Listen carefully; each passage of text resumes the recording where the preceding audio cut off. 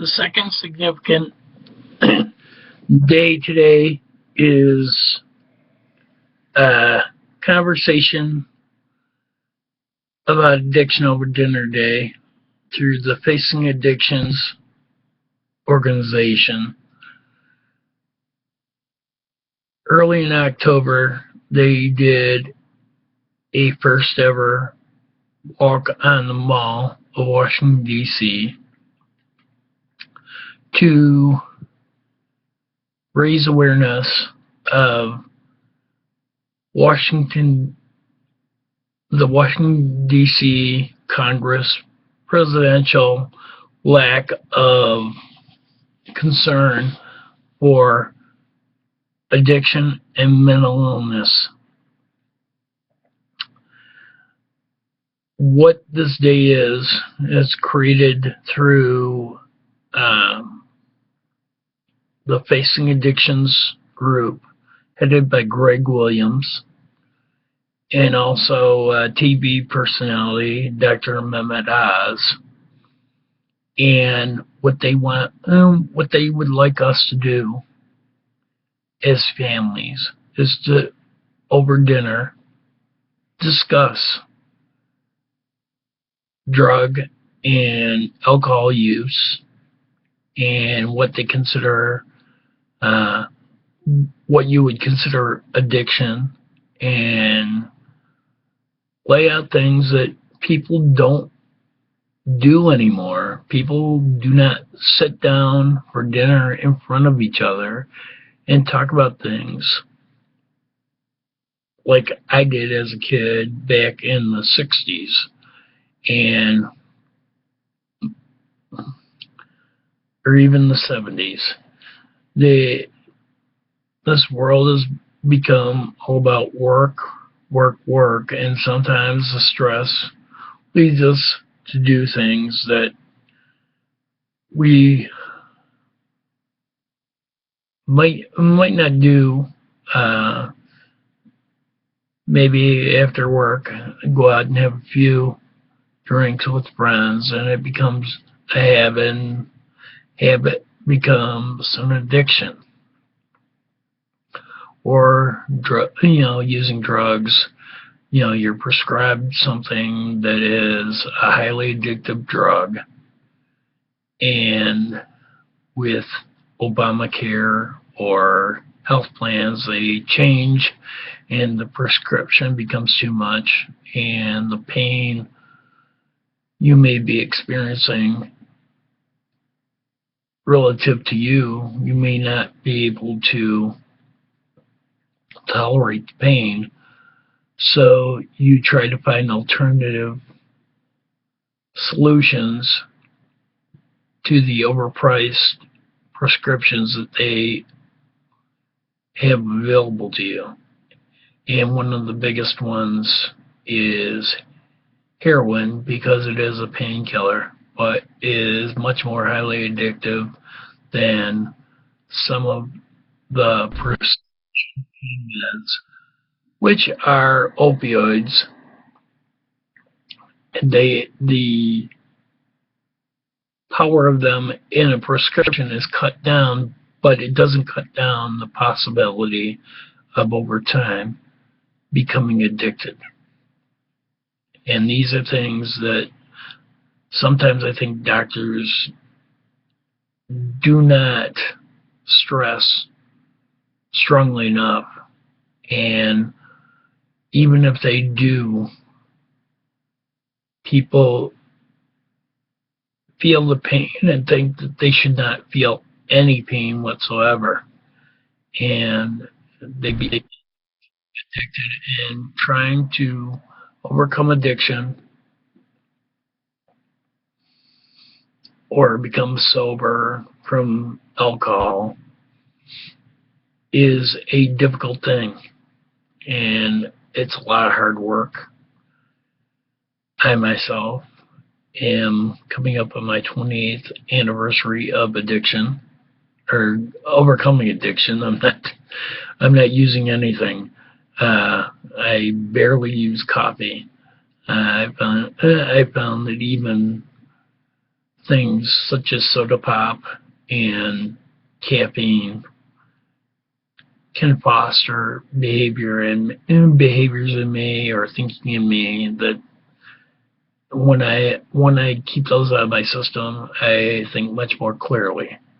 That there are chemicals in everything that we ingest, in food and whatever, and they do affect how we interact with the everyday life. It's in the food. It's in food additives. This is way off. This is way off the track, but uh, energy drinks and soda can also be very addictive and troublesome. And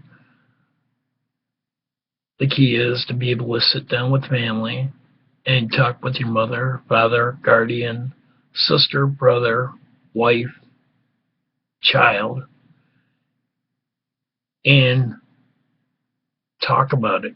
And then maybe over and do that over dinner. And then once you're done with dinner, everyone go to the internet and get educated and understand what many of these drugs and alcohol can do to you long term, as well as looking at what the prognosis is for someone who is addicted, who is in treatment, has to face. And when you're in counseling or you're in outpatient where you're just seeing a counselor, if it's more serious and you do have to go into a treatment center and be inpatient, the things that you have to go through, the protocols that you have to follow in order to be successful to overcome these things.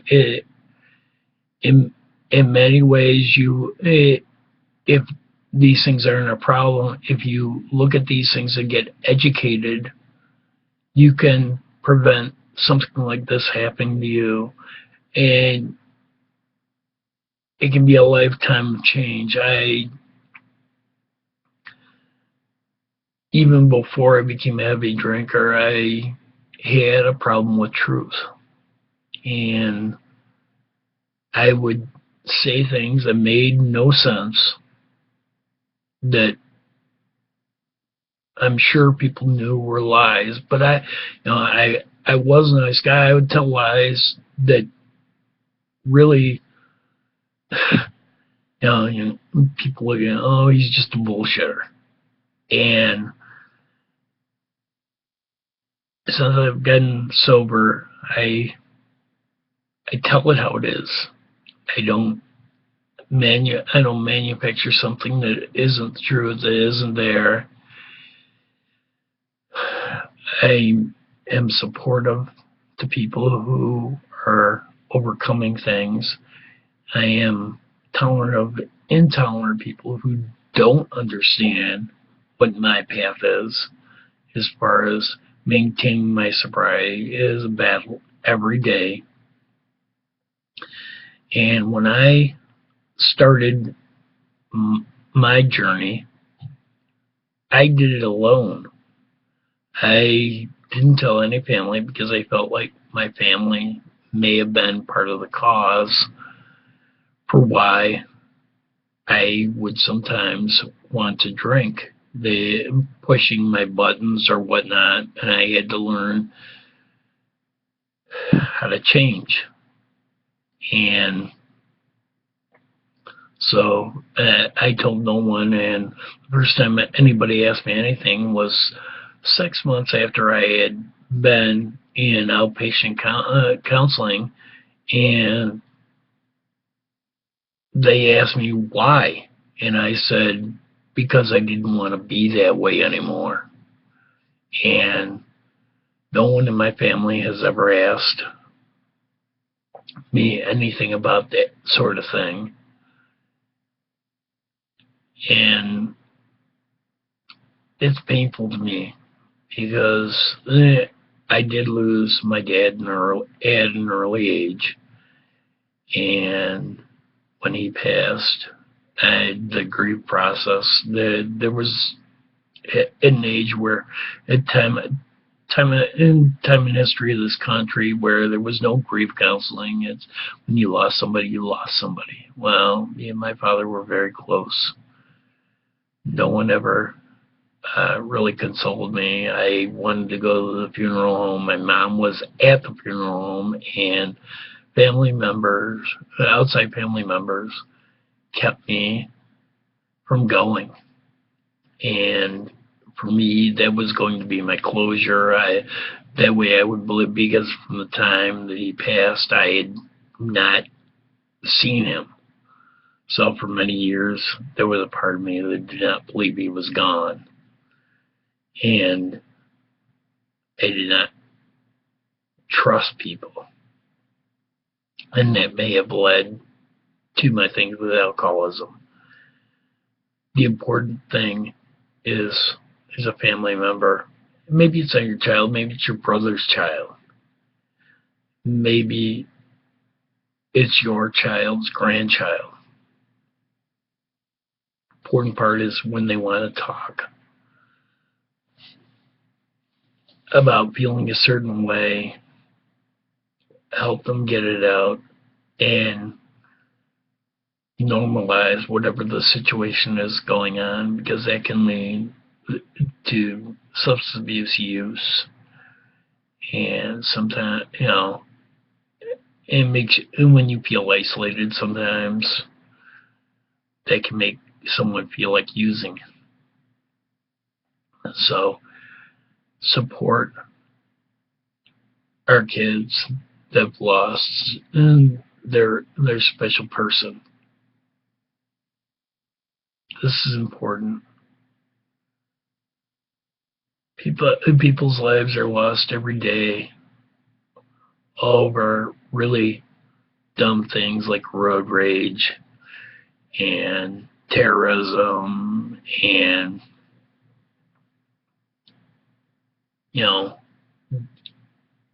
acts of not thinking.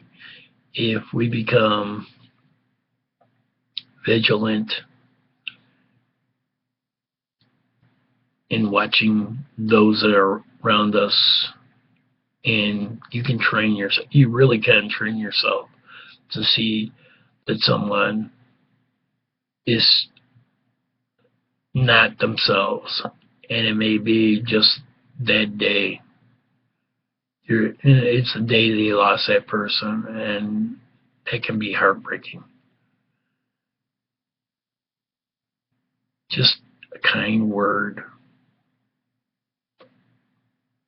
It's a child and there's something special going on and they have no one. Maybe make time to maybe take them to the circus, the zoo, or a movie. Taking time, making time is so important.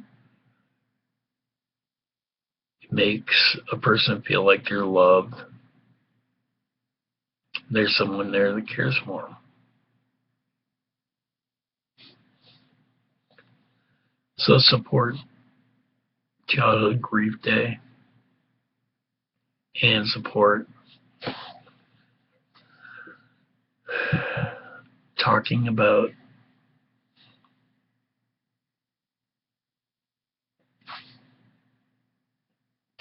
the things that can affect you, such as using drugs and alcohol. Those are temporary fixes. Humans interacting is what keeps us whole and keeps us going and keeps us inspired.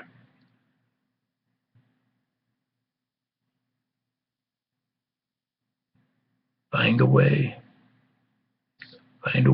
to reach someone, touch someone, keep them going. Grief can bring about substance abuse, difficulties can bring it about. Sometimes just not being attentive can bring it about. We all need to feel connected.